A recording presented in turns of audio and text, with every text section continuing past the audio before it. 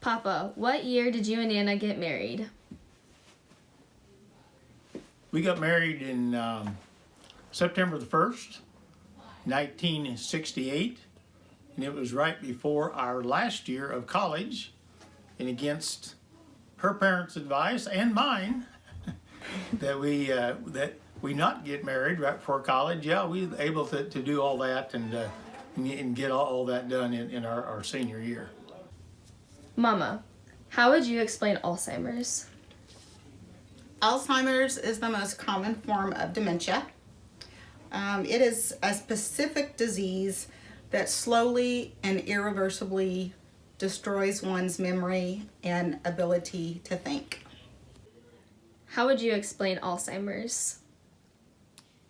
I think there's kind of a misconception when we talk about Alzheimer's that this just is the kind of umbrella that we need to look at it as is dementia. And there's so many different types of dementia, and Alzheimer's kind of falls beneath that umbrella. Kind of need to realize that journey is going to be different for every single person. We were just extremely fortunate with my mom's journey that there wasn't a lot of anger, there wasn't a lot of ugliness that came out, but that isn't her, even if it was. It's the disease, and just learning to manage that for caretakers and realizing the person you love, the original being that God gave you in that person is still there. They're just battling something they just can't explain or talk about. So the burden can often lie on those that love them and take care of them. And I think when we look at the disease itself, all that needs to be taken into consideration. Uncle Mikey, how would you explain Alzheimer's? Well, I'll start with the technical answer. Go ahead. So, Yep. the technical answer is the deterioration of membranes in the brain that affect different parts that manifest themselves in different ways that typically bring a person's mental state down, and it affects it in different ways depending on the types of Alzheimer's that there is. The non-technical definition is the slow loss of one's conscious awareness and loss of personality, loss of memories, and really where the mind dies faster than the body. Sissy, what do you remember Nana to be like during her battle with Alzheimer's? It's kind of a lengthy answer because you kind of have to learn to love a different version of your mom during the process or the transition from the very beginning when she just had difficulty remembering certain things to when she literally would be upset with herself because she just didn't know what she was doing just in everyday life. And then she got to a point where she just needed help with everything in her life. I think that's probably the thing I held on to the most, is that she was still my mom, but that level of care and who she was changed in the physical body and her emotional mindset, but she was still my mom. What do you recall from Nana's years of Alzheimer's? I recall the first time it came up and we went to the doctor, and there were simple questions that they were running her through with batteries of tests, things that you should know in grade school, and she'd have difficulty answering them or recalling it. I remember that kind of being the first indicator or diagnosis, and recognizing it for what it was. Probably earlier than that, discovered just changes in personality that seemed out of character. She would say and do things, or her priorities would maybe be a little different. It just wasn't the same Nana or the same mom that I knew. The diagnosis gave us answers well after we experienced those early kind of exposures to it. So I kind of remember that part of it. And then over the course of the next few years, it was a very slow decline where you saw just things that would slowly go. There'd be funny things that she'd do and she'd laugh at that were comical. There were good memories where she couldn't speak, but she could sing, and she'd start singing when music would be played that she'd remember. So, yeah, lots of memories. Sometimes she'd show up walking outside of her room or outside of the house just in her pajamas. And so you'd have to kind of shuttle her back in. And other times she always kept just a great spirit about her. So remember that. She never lost that. So that was kind of neat.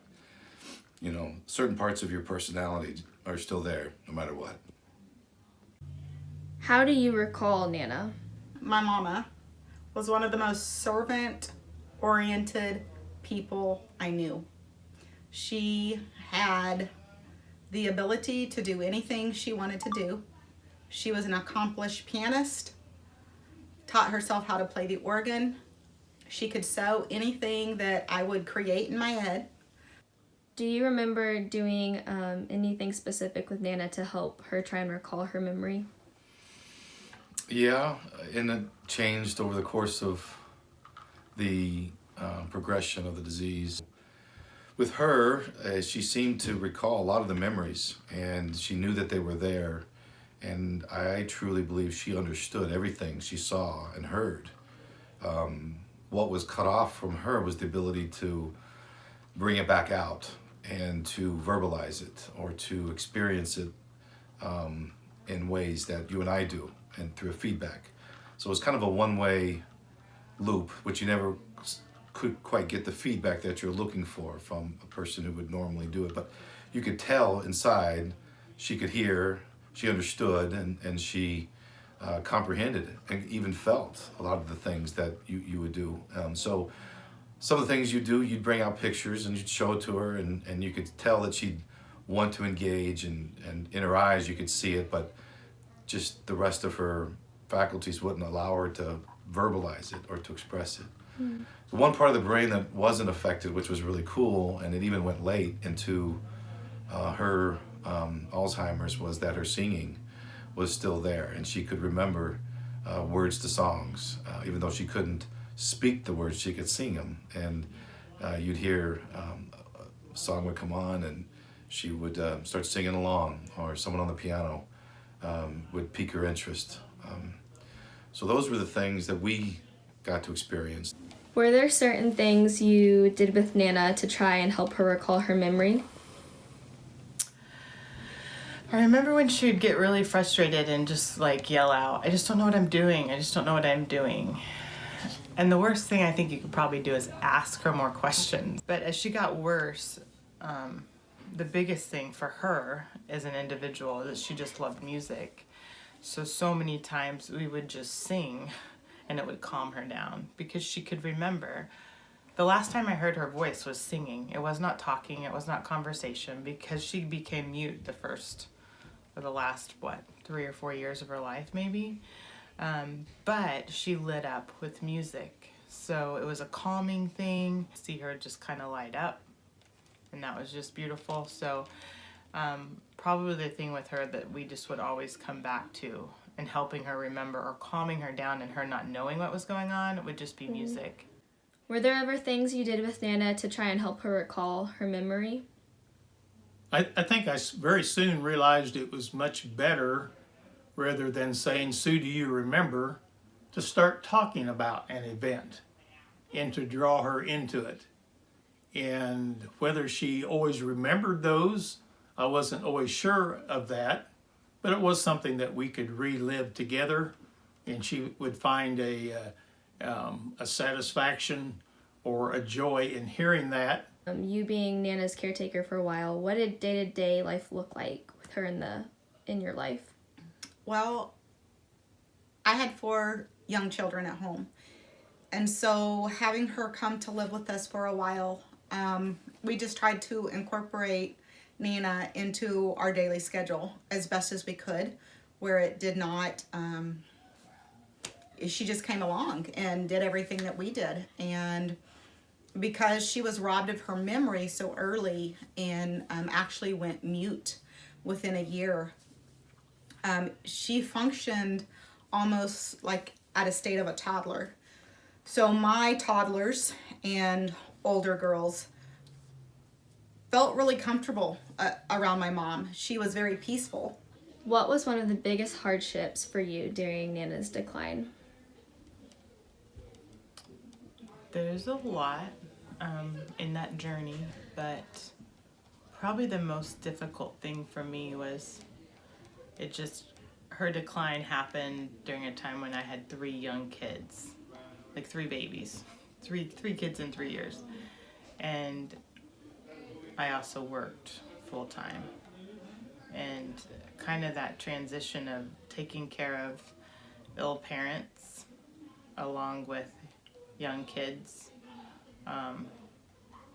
had a 3 to 4 year span that was really difficult for my family. As her spouse, what were some of the most challenging parts of watching Nana's decline? I think it was realizing that because she had a dementia, there wasn't a pill for it, there wasn't a therapy for it, there wasn't going to be a getting well or a renewal, and that it was something that was progressive. So, and some of those came in kind of giant steps, because several times she'd have a mini stroke that would set her back a great deal in what she was even able to do physically. But there was a sense of reward in someone who is such a trooper and such a worker in ministry and in her profession with her family, that as her husband, and we had 44 years together, that yes, for those last couple of years, I really had an opportunity to give back to her.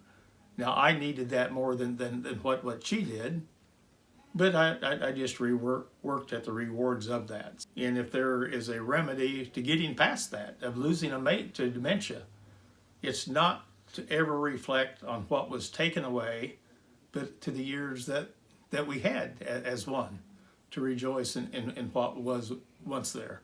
And that's in family and our memory that I have, and our times that we shared with each other.